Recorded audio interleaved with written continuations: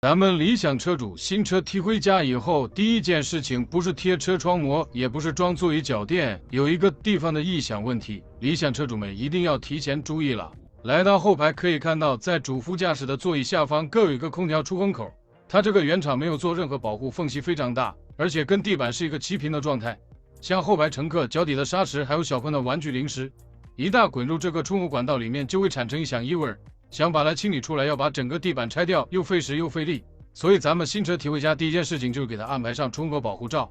这款出风口保护罩背后采用的都是 3M 胶，撕掉背胶，然后往上一卡就可以了。